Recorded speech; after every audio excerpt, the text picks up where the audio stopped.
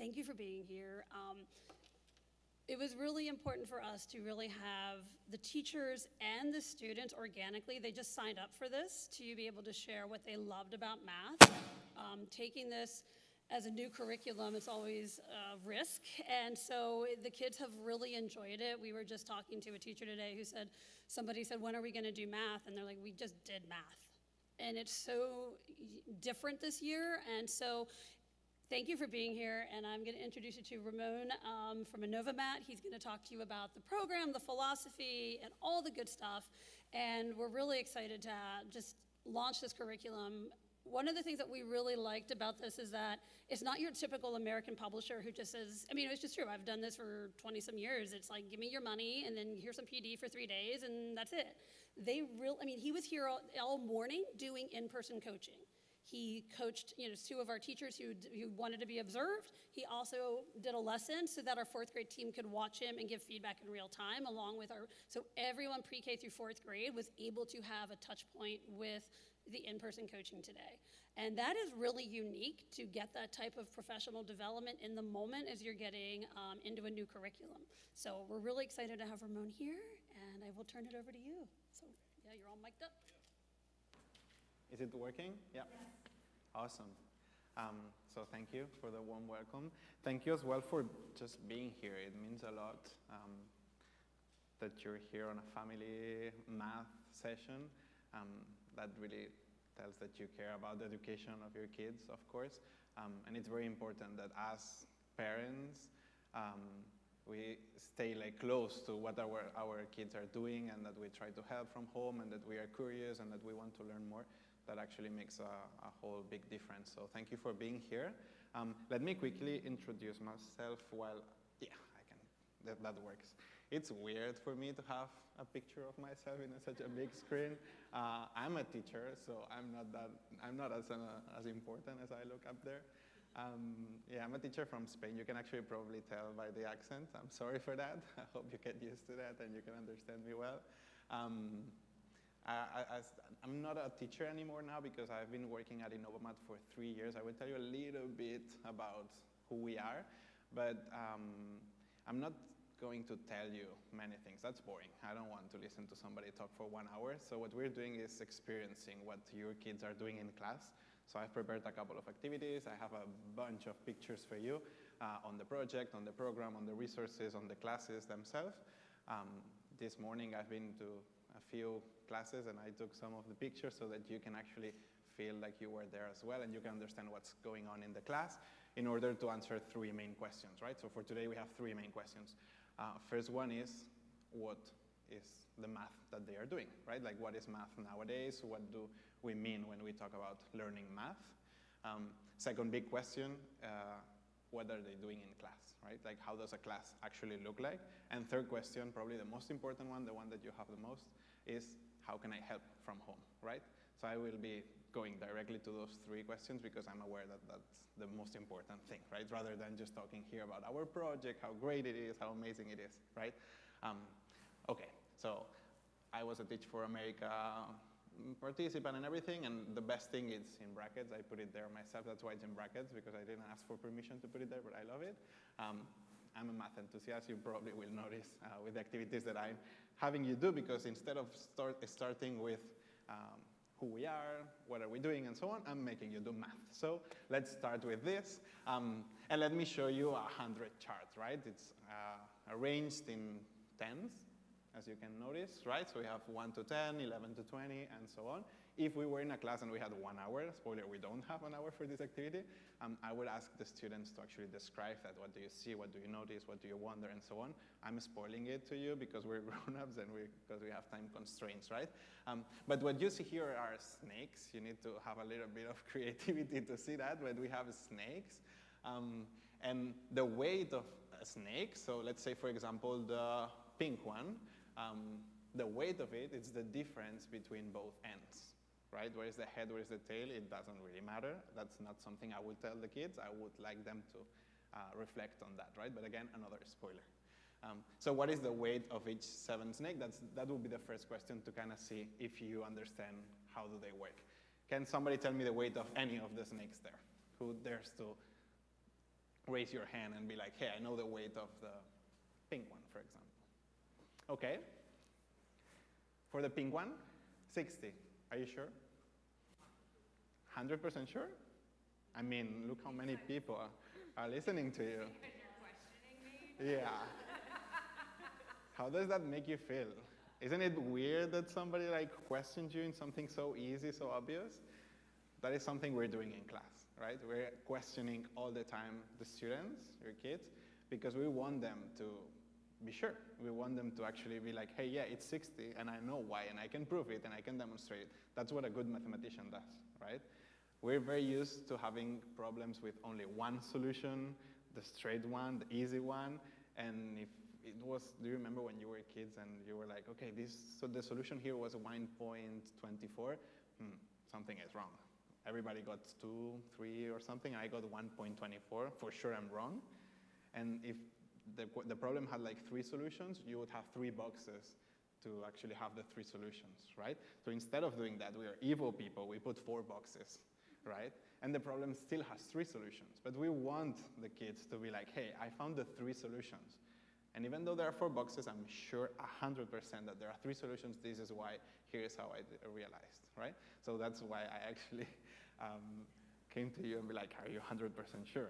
And you were like, okay, wait a minute, maybe I need to go again. Because I want the kids to be like 100% sure if they are, right? Amazing, so it's 60. How do you know? How did you calculate? Amazing. Did everybody else do the same? If you have to do 72 minus 12, do you all do the same? You're like, okay, 2 and 2, it doesn't matter. 7 minus 1 is 6. From 6, I go to 60. That is a huge number sense you got going on there. There's 2 ways to have this. One is like understanding an algorithm, a method, a recipe. Okay, so unit with unit, tens with tens, blah, blah, blah. And the other one is like, hey, no, I know what 72 means. I know what 12 means. And I know that the units are subtracting, so I will not have any units because I have 2 units and I'm subtracting 2 more. So 72, that 2. I'm subtracting 2 from the 12, no units. And then from the tens, I have 70 and I'm subtracting 10, so I'll have 60, right? That is a huge difference between just following an algorithm and actually going. Okay, so we have 60. So much things for just getting to 60, right? The easy answer. What about the others? Well, who can go with the orange one? Who knows?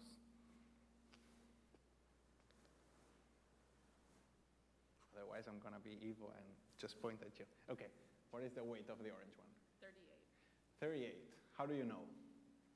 54 minus 60. Yeah, but how do you know? How did you calculate? I'm breaking it back down by the unit and the 10 in my head. So in your head, you went from 6 to 14, or not really? I did. Okay, for everybody that is not looking at her, she's drawing the vertical algorithm here, okay?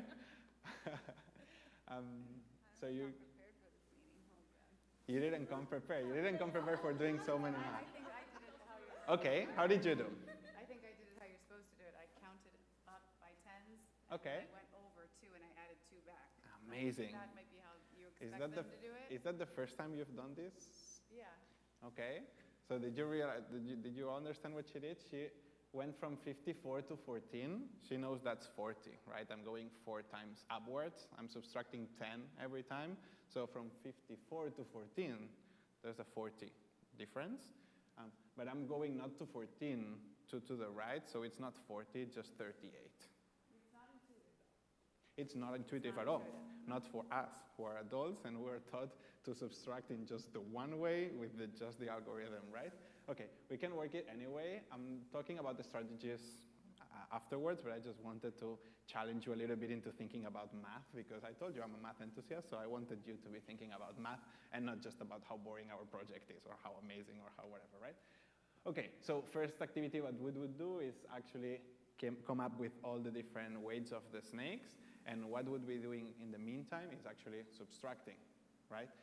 This activity is exactly the same as if I was to put 72 minus 12, 54 minus 16, 40 minus 18, and just a boring list like this, you would do exactly the same process, right? But this way it's more fun, it's more engaging, and you get to think of different strategies. That's the point. It's not just because it's fun. It's because it makes them think more, right? Okay. So we would calculate the 1, 2, 3, 4, 5 different snakes that we have, and then we could come up with 1,000,000 different questions. That is everything that we do. We come up with rich activities, we develop rich activities, we get 1,000,000 questions for the teachers to actually choose from and actually help differentiate the class. Maybe one student is super quick in this activity, but the others need maybe a scaffold to actually get there. Maybe another one is seeing it like geometrically, and the other one is seeing it whatever. So we have different questions for all of our students to be engaged, all of them keep thinking, and so on, right? So you can actually go ahead. Let's just choose one. We could do all of them. I would love to, actually. If we had like 2 hours, that would be my dream. But let's think about one of them. I really don't know which one to choose, but let's go with the first one. Okay, who can find a six snake, so a snake that covers 6 numbers, that weighs 1? Who can get with that?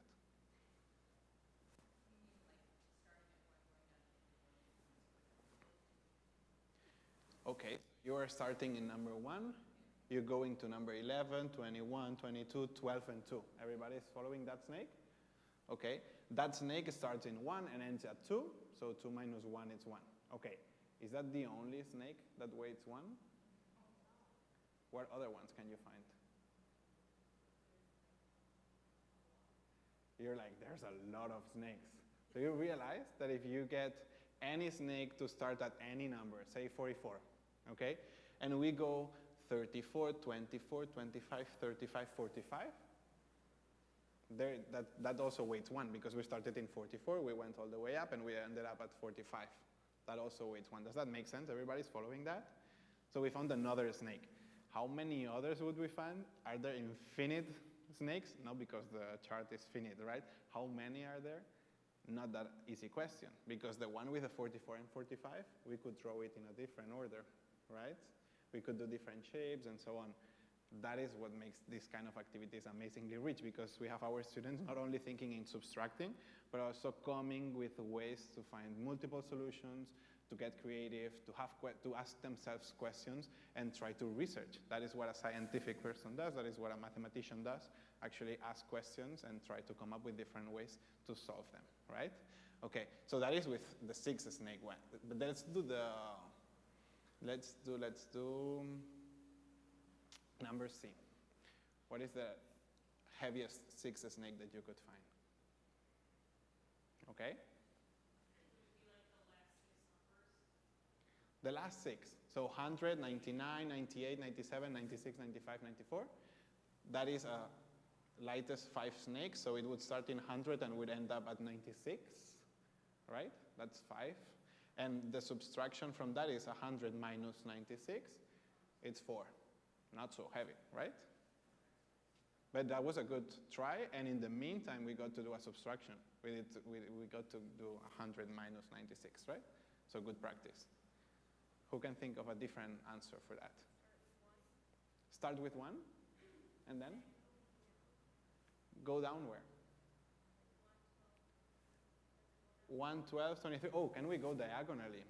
Did we talk about that? I didn't mention that, right? That is amazing that it's not specified, because this way we ask the students, can we do that? What do you think? If they say, yeah, I think we should be able to do that, okay, let's explore with that. Maybe I know as a teacher that this gets super complicated if we can go diagonally, so I stop it there. And I'll be like, okay, for now, let's go only like vertical or horizontal. But imagine I let you go. That would be a whole new challenge, right? But let's say, for example, right now that we can only go like vertical or horizontal. So what is the heaviest 6 snake that you could find?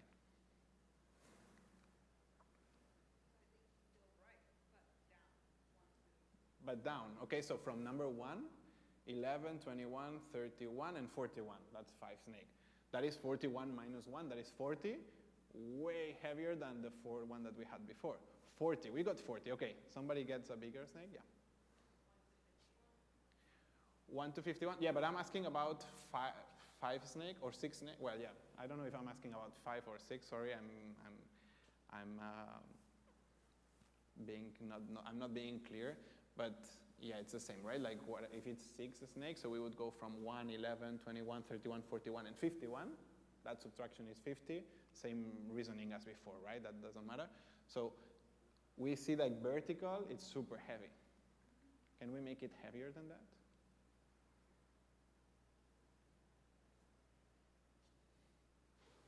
No? I see some faces like, I don't think so, but I know you are evil and you're going to ask me why, so I don't want to answer that. Who is sure that that is the heaviest snake that you can find?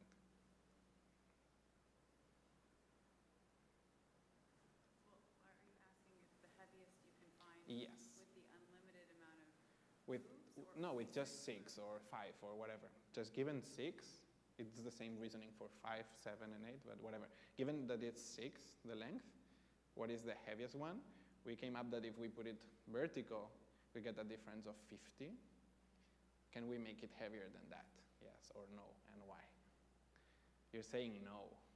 Why? Yes. Amazing. If you go to the right, what are you subtracting there? Just 1, right? 45 minus 44, that's 1. 87 minus 86, that's just 1. 92 minus 91, that's just 1, right? While if we go vertical, we are subtracting 10. We're going from 71 to 61, that's 10. I don't care really where I start, I just want to go vertical. That would be answer for number B. So I can find so many snakes that are equally weighted, but the heaviest is if I only go vertical, right? Okay, so these kind of questions, the ones down there are way more difficult, so if you like a challenge, think about, well, the E is not that difficult, but the D1 is, or, well, anyways, we have some different questions here, but this way you could, the point of this was breaking a little bit the ice, getting into think mathematically and getting to be, again, students. That is my purpose for today. So I hope you enjoy this activity. We have 2 more coming, so get prepared. Not right now, no. A little bit of boring stuff. I wanted to talk a little bit as well, but just for 1 minute, about who we are. We're Innovamat. Let me start with the next slide, this one. We are 350 math nerds, plus a few dogs. I added that because we have a pet-friendly office and we have like 10, 15 dogs going around. But if you think about who Innovamat is, I want you to, if you have to remember one thing about us, just remember about this image. We are 350 people that the only thing that we do, just one thing, is research and create resources for learning math in a better way. That's the only thing that we do. 350 people, 40 hours per week. I would say more, but I cannot say that.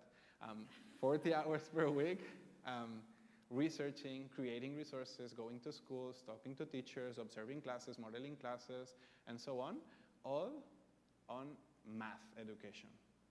Just that. And everything that we do is research-based, right? So we just don't come up with ideas and try it and experiment. What we do is find the best researchers on that. Joe Bowler, Jennifer Bay Williams, Peter Liljedahl, NCTM, and so on. And what are the great researchers in math didactics, in math learning saying? We create resources, trainings, and so on for teachers on that purpose. That's the only thing that we do. We're so many people and so math nerds, right? So that's the only thing that I want you to remember. If you want some numbers, we're working with more than 2,000 schools, 9 countries, and so on. So again, it's not a small project trying to do a couple of experiments. We're rather one of the biggest math-based companies in the world, right? Or at least in the US and in Europe. We don't know about Asia. Okay. So the 3 questions that are important for today. First one, how do kids really learn math? And then what happens in the classroom? I have many pictures for that. And then how can you help from home? A lot of tips and important stuff that you can take with you from at home and actually help your kids with that, right? So how do kids learn math? Let me ask you this. What do you remember about your days in elementary math? What comes to your mind if you're thinking about how did you learn math? A lot of memorization. Memorization, okay. Is that good or bad? Tricky question, right? Good and bad. Yeah, it is. Let me answer like didactically or what research. So it is very good to memorize, absolutely, but it has to be the outcome of something and not the way to remember, not the way to learn things. So we don't memorize to learn because then we forget. We just by actually You were subtracting so many numbers there. At one point, you probably remember facts, and you know that 51 minus 11 is 40, and you don't have to calculate that. You know it by heart already because you did it so many times. You know the times table by heart for sure. It's super important that that our kids have them memorized, but not as a way to learn, but rather as an outcome of using them so many times, making sense of them, and so on, right? So memorizing is good. It doesn't have to be the only way that we teach, right? Okay, so memorizing had a lot to do with that. What else do you remember about your days in elementary?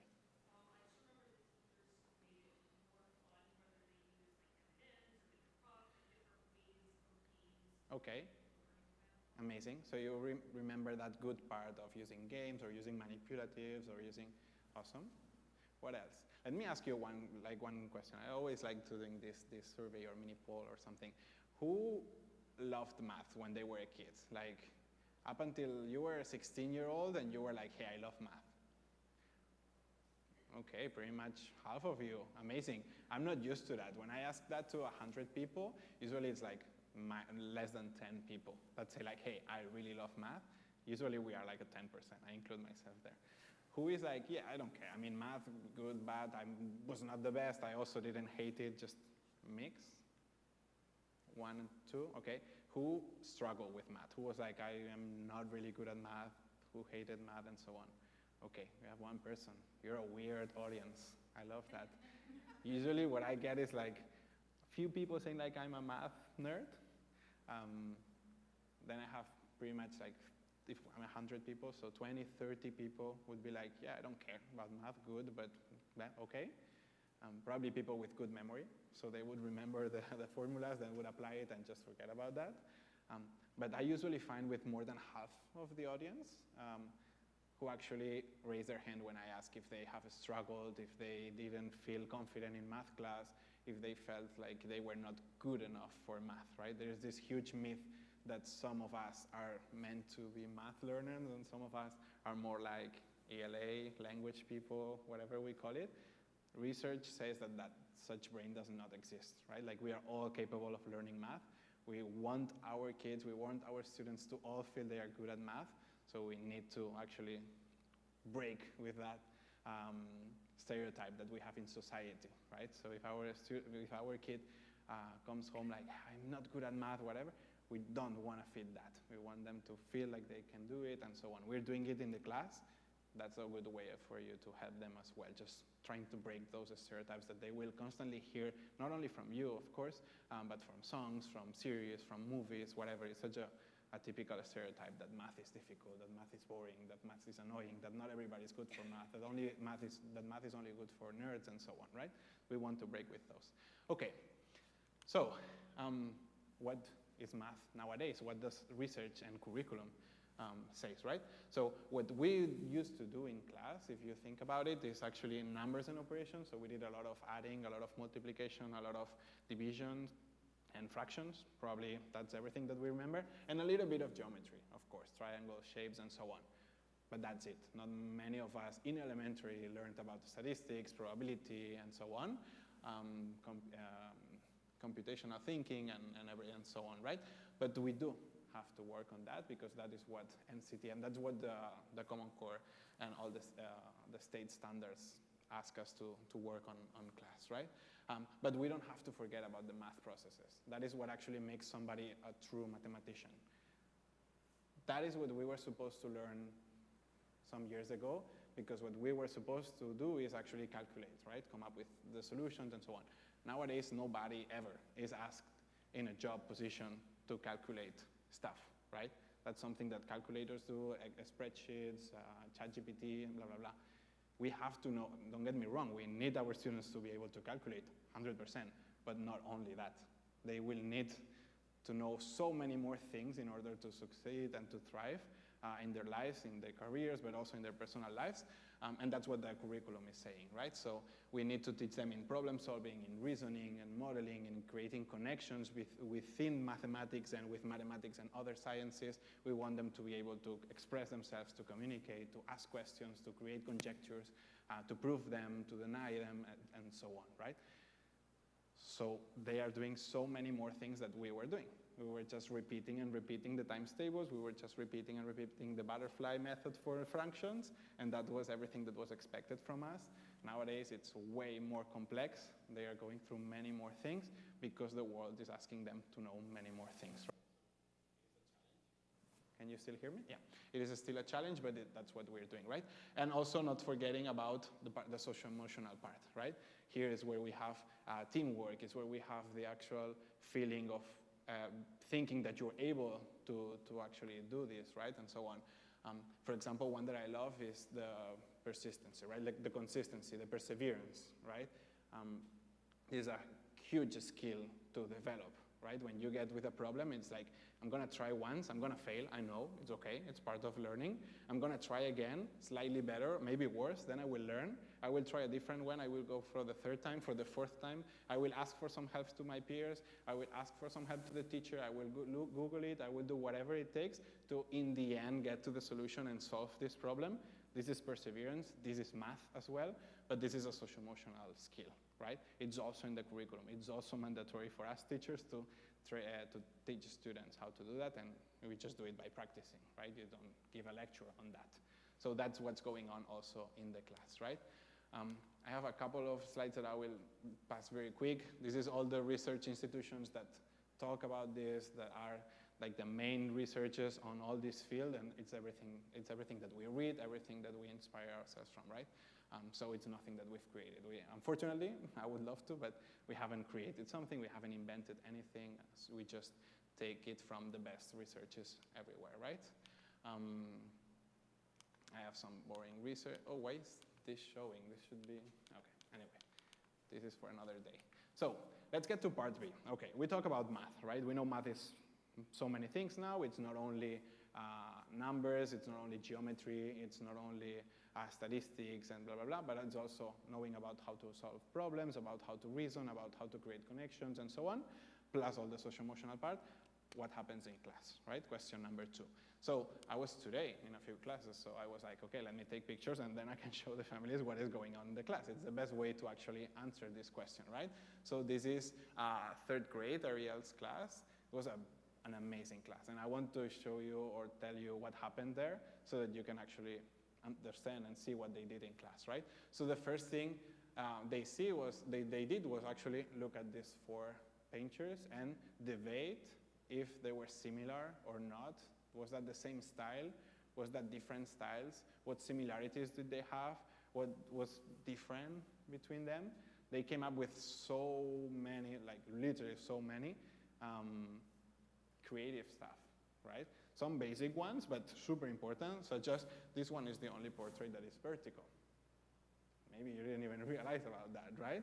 Others were like, hey, I see triangles in all of them. Oh, amazing, what is a triangle? Can we reflect on that? Can we remember that? Everybody knows that, perfect, we can go deeper. Not everybody knows triangle. Okay, now I know, so I know where to focus my attention, how to help all my students actually get that knowledge, right? So once that they get familiarized with this work, these 4 paintings are by Kandinsky, so they got familiarized with their work. What they were asked to do is actually look at that one that they have there in their logbook, and actually count or create a list, make a list of all the things that they could see there, all the mathematical things that they could see there. So some of them were actually writing, you can see here some examples. Some of them were like doing, okay, so I see circles. How many? 5 circles, 4 squares, 3 triangles. But it was such an open activity that somebody was like, okay, 1, lines. Okay, I see a straight line, I see a wavy line, I see a blah, blah, blah, I see another line, a curved one, a straight, blah, blah, blah, right? Like all the different lines that he could come. Number 2, circles. Okay, I see a full circle, I see actually 3 full circles, I see concentric circles that he didn't know how to call them, but he asked for that, so we came up with the definition for that. I see half circles and so on. So he actually did categories on all the things he did to actually get with the best answer. Why is that? Because the teacher asked them, like, first thing that you're going to do is pair up. You're going to create a list of all the different things that you can spot in this picture, and then you're going to play or share it with another pair, and then go one by one all the things that you found. If you came up with something that they did not, you get a point. right? So what you wanted to do is have so many things that you will not give points to the others because you already found it, plus you would find different things from the rest, right? So you wanted to be like very specific on everything that you saw. Some of them we did actually 2 groups, like, okay, things that I know. And they were like circles, squares, triangles, blah, blah. Things that I don't know. And there were shapes like a moon, for example, or half a moon. They were like fin, something like a fin. There are some wavy lines there that I don't know how to call them. So they did these 2 categories, things that I know the name of and things that I don't know the name of. But I know that I don't know. That is super interesting, right? So this is what they were doing for a while, pairing and realizing like all the different mathematical objects that they could see in that painting. And at the end, they got so lucky that they could actually get to create their own piece of work inspired by Kandinsky, right? So they could actually put that in practice and create their own painter, right? So that was today, 3rd grade.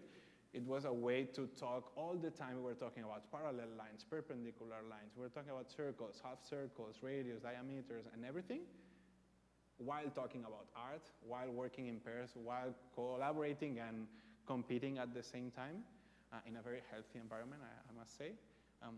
But this is what we would have done, like with a list of, okay, what shape is this? A triangle. What's the name of this shape? A square. What is the name of this shape? And so on, right? Same practice. We were not discovering new shapes. We were just practicing and remember things that we knew from last year, right? Okay, we talked about this already. I wanted to, here's an activity that we did today. I also wanted to talk about different strategies, right? So I asked before a little bit about this, so I could skip this a little bit faster. But if you were to do 76 minus 28 mentally, how would you do it? Same question than before with different numbers. How do you, like for real, how do you calculate this? Okay.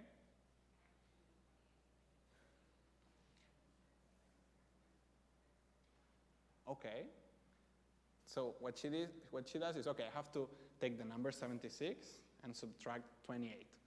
Okay, I don't know what's that, but I will subtract 30, because that I know. 76 minus 30 is 46, that I know. That's a good fact that I know, okay?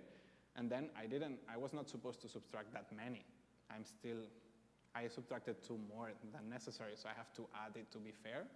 So instead of 76 to 46, so 48, right? I give back these 2. Good strategy. Anybody else? Like for real, what do you do? No, I would just stack them and regroup it. You would just put the 28 underneath, mentally, right? And you'd go 8 to 6, that's 8, but I take 1. The 7, would you do that? Like, do you really do that mentally? Okay. And if you're fortunate enough and you're good enough, you can actually do it. But imagine it's a big number. It starts to get like a little bit, at least for me, it's super complicated to remember, okay, but I asked 1 to the 7, so the 7 is a 6, and then I forgot about the thing that I did before, right? So it's a little bit more complicated. It's a good strategy if we're good enough, but it can be a little bit messy as well, right? But it works, of course.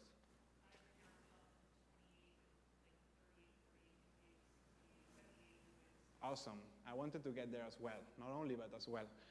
What she did is not take the 76 and subtract. She realized, or she knows, that 76 minus 28 is actually understanding the difference between those numbers. What's the gap between those numbers? That's a subtraction, right? Like how many numbers are there between natural numbers between 76 and 28? So I can do it this way, I can go or this way from 76 to 28, but what she did was, okay, I'm going from 28 up, and let's see. So I add 10, 10, 10. It's easy to add tens, right? So you added 4 tens probably until you got to 68, and then you realize you needed to add 2 and then 6 maybe, or you maybe went 5 and then subtract 2. Any strategy work, right? That's actually painting in your mind a number line. You know what a number line is? It's just putting the numbers in a line. So you're going, okay, I'm in 28, I need to go 10, 38, 10, 48, blah, blah, blah. If I do it 5 times, I get to 78. I jumped 50 numbers, so I need to go 2 less, so I have the 48, right? Amazing.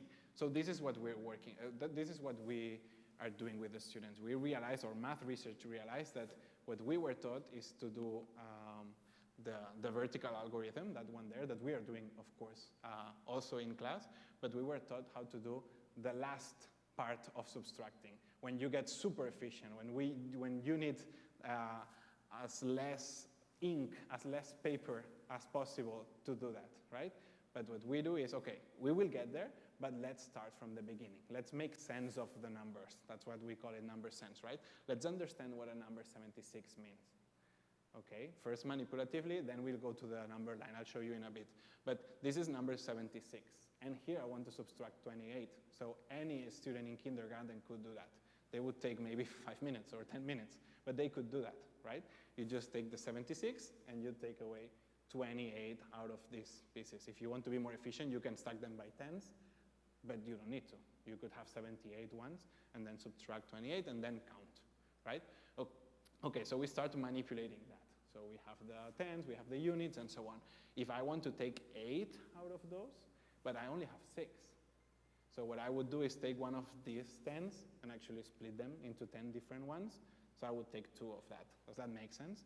So I would take 2 of those. So I'm left with 56, and then I need 8 more. So I take away the 6, I take away 2, so I have 1, 2, 3, 4 columns plus 8 in the last one. So 48 again. And I'm manipulating. I'm not using any algorithm, any recipe, anything that the teacher told me how to do. I'm just experiencing, I'm just manipulating what happens with the number 76 when I take away 28 of those, right? But from here, we don't want to stay there. Imagine our students or our kids would get to 10th grade doing that. Not efficient at all, of course. What we want to walk them through is the CPA, what research calls CPA. That's how our brain works, right? First, we start with concrete. The C is for concrete, so manipulatives. The P is pictorial, it's drawing, it's representation. And then the A, it's abstract. We want to get to abstract, but it's the last part of the journey, right? So then we'd go to representation. It's like, okay, you don't need the manipulatives anymore, you can draw them. Because if you are able to draw them, at some point you will be actually able to imagine them. So you will not need it. That's a good step towards abstraction, right? So we go to 76. You realize that you need change, if you want to call it like that, for actually taking away 8 of those. So one of the 7 bars, you turn it blue if you want. It doesn't matter the color. One of the bars, you take them away, and then you add 10 small ones there, right? It's actually the same number, just from stacked to separate version. And then now you have 6, and then there you have 6 plus 10, right? So you have 16.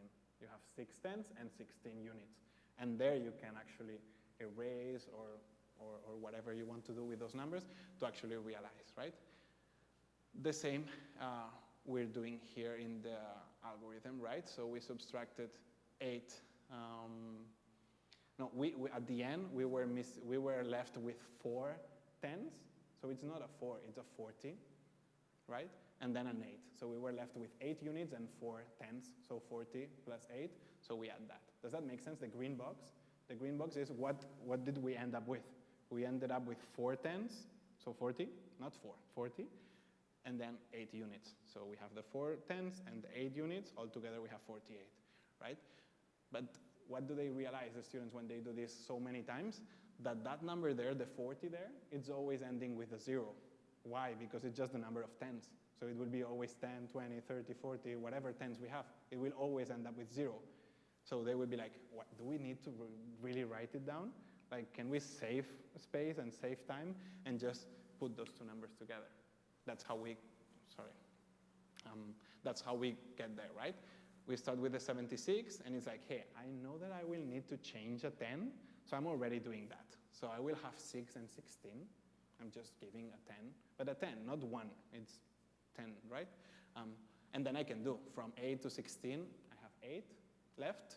And if I had 6, and now I have to subtract 2 more, so I will end up with 4 tens, right? So I have the 4 tens and the 8 unit. Does that make sense? Okay, at the end of the presentation, I'm gonna give you access to videos and trainings and documents and PDF and everything on how to actually understand this, because we're just talking about subtraction and in 10 minutes.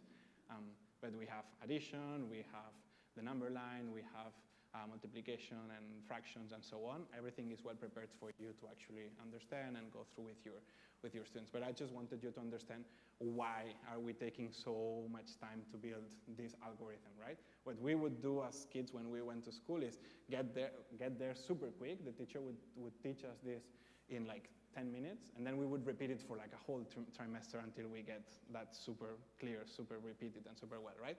What we want is to build, because in the way of building that, we're making them think, we're making them understand, we're making them solve problems, we're making them ask questions, and so on. If you're taught doing it like this, you don't get yourself time to ask questions, to get creative, to have problems, to solve them, to enjoy doing that, and so on. And that may work for addition and subtraction and multiplication and division, but we did that as well with integers, we did that with equations, we did that with a squared plus b squared, we did that with second grade degree, and so on, and we all forgot about that, right? Or pretty much we all forgot about that. So clearly, we need to do more than just memorizing or just getting to the end quickly and fast so that we solve a problem now, but rather build it so we can solve problems during all our lives, right? Okay, other options, but we covered them already. It would be using the number line. We do that. The thing is that we combine all the different processes so that we build a deep conceptual understanding on each of the topics rather than just understand a good method or a good algorithm, but rather make sense of everything that we're doing, right? Okay, having said that, what do we have in class? Probably teachers can explain this better, but what we've created is 3 different types of class, so it's not always math, Monday math, Tuesday math, that's what we experience. We wanted to create a little bit more of fun in the class, so we've created lab number sessions and adventure sessions. Probably your kids would be like, hey, I love adventures, I love lab number, so this way you understand what it is. In lab number sessions, we focus on number sense, in adding, subtracting, multiplication. This is very hierarchical. When we get to addition, we work on addition and subtraction for a long time. Like we need to build that very, very deeply. But when we get to the adventures, maybe the adventure this week was on 3D, and then next week is about probability, and then the next day is about programming, and then the next week is about 2D shapes, right? Oh, but 2D comes before 3D. Why? It's not true. We're used to see 2D and then 3D because it's cool. But when we are born, first we see the world in 3D, we touch, we experience 3D, and then we realize that you can actually see or draw it or represent it in 2 dimensions. But 2D and 3D are not hierarchical, right? So whatever is not hierarchical, we put it in adventures. And all the rest, so number sense, it's in lab, in number lab, right? Also, we work a lot on word problems because we want them to actually use mix ELA and math and make all those connections and so on, right? Plus very important for assessment and standardized tests and so on. Everything with manipulatives, and as well we have an app. Well, really short, what does the app is, that list of 45 different additions, one after another one. I actually have this. You remember doing this? I do remember doing those. Okay, when you do this, you want your kids to actually be able to do and have fluency. We want them to be fluent, right? What's the problem here? Imagine I know how to do them. Like imagine you do that. You'll get bored like in 1 second. You'll hate doing it because you know how to do it. Imagine I cannot do it. Imagine I'm not good at it. I hate it. It stresses me. It makes me anxious, right? So what the app does is understand where is the student in each content and provide them a reproduction of practice, but individualized to them. So if you are doing 8 plus 8 and you're having a mistake there and you're doing 8 plus 8, 88, because I'm adding numbers, I'm putting them together, so 88. What the app will do is actually give you a scaffold and be like, hey, do you realize that 8 plus 8 is actually, and then draw, for example, 8 cars and 8 cars. How many cars are they?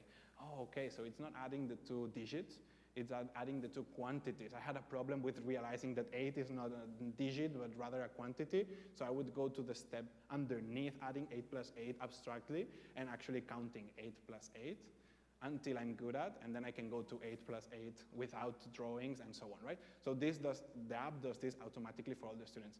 What they do is practice. It's just this, what they do in the app. But individualized, with a good report for teachers, individualized so nobody gets bored, nobody gets frustrated, and everybody gets a challenge according to their level, right? This is why we use the app. And it's only like 20 to 40 minutes. It all depends on the teacher. Of course, we don't decide anything here. but it usually takes from 20 to 40 minutes per week, so not that much. It's not that it's everything digital or everything about the tablet or something, but it's very interesting to actually do this repetition digitally for all the purposes that I told you before, right? Okay, so we remember about this. I have this activity that I want to end with, but I will give it as homework. I want to get here because this is very important, right? How can you help from home? So 3 main recommendations to end, okay? First one is the attitude towards math. I hope that I could share a little bit with you my attitude towards math. Math is amazing, math is very useful, math is being creative, math is solving problems, math is asking questions, math is getting wrong, it's making mistakes all the time.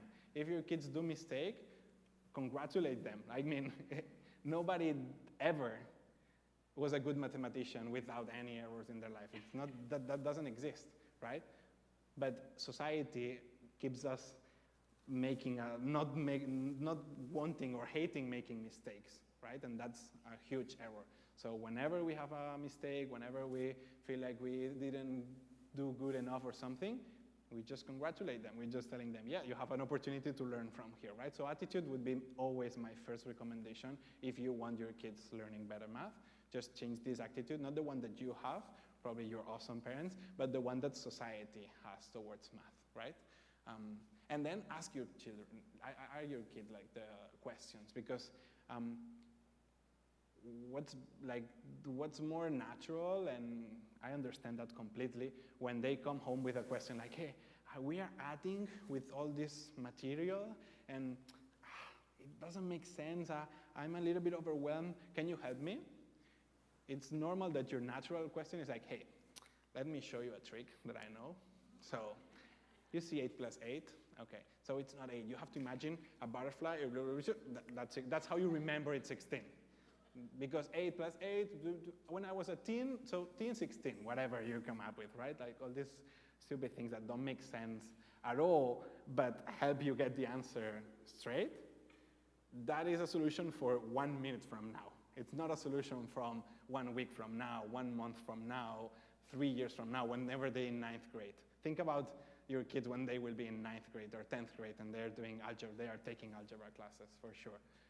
You want them to actually make them think and so on, rather than just giving them this technique that will remember something, right? So that's my recommendation. Ask them, like, what did you do? How do you do? Why are you doing this? Why does it make sense to do that, right? Rather than telling them the way that you would find. It's way more successful to do that. Second one is go to innovamat.com, then families, then resources for families. Super, super intuitive. I have it here. So this is innovamat.com, okay?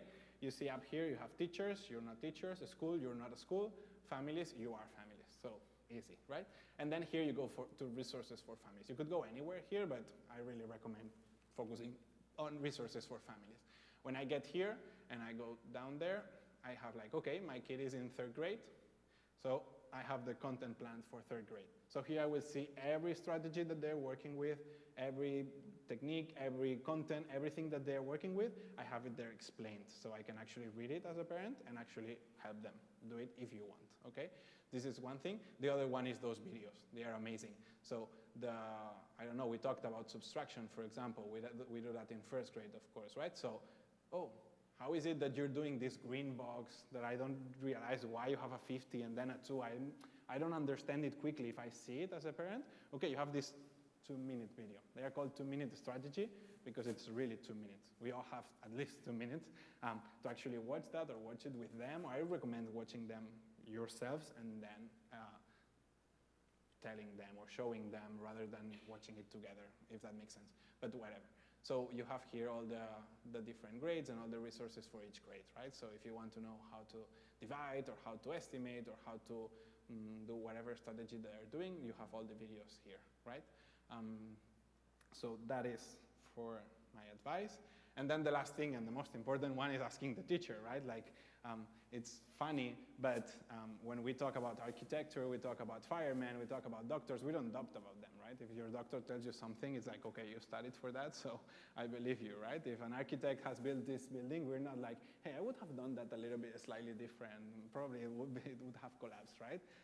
So trust in us as teachers, like the collective of teachers, because that's our job, that's what we do, that's what we're trained for, and that's the only goal that we have. Like, we love your kids, we love our students. We work only for that reason. The teachers here only work for that reason, so actually ask them and trust in them and use them. Also, you have the email, help@innovamat.com. If it's something more specific to Innovamat, a question that you have, maybe you want some specific resource that you cannot find and so on, you can ask the teachers, of course, or you can ask an email in help@Innovamat. We always answer like within the same day, so I really recommend doing that. Okay, so we are 1 minute from finishing, but I really sorry, I really need to tell you this activity. We're not doing it because we don't have the time, but I really need to show you how amazing this activity is. You remember this, right? Okay, so we want our students to remember the times table, we want them to be fluent, we want them to know that 5 times 5 is 25, just because we want them to know this. Do you want them to know this? Yes, you do, right? So one of the million examples that we have in our resources is this one.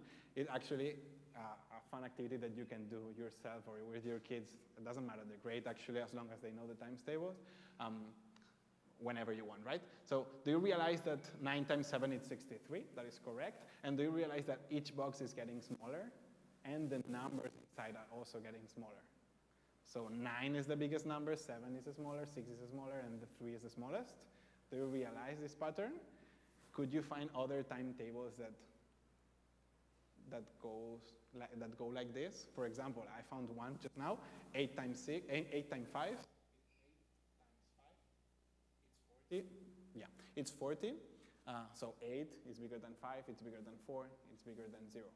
Can you find others? Can you find them all? While you do it, you will be practicing a million timetables, because you will go like, okay, 9 times 8, no, 9 times 7, 63, 9 times 6. You will have to go through all of them. You will be practicing. It's exactly the same if I would put all the list with 100 different operations and ask you to fill that for me, right? So this is the kind of activities, but instead of just going through the 100 of them and just doing them just because, you would actually start thinking strategically, and you'd be like, okay, the 2 times table, I'm not using it, because if I put the 2, then I'm forced to put a 1.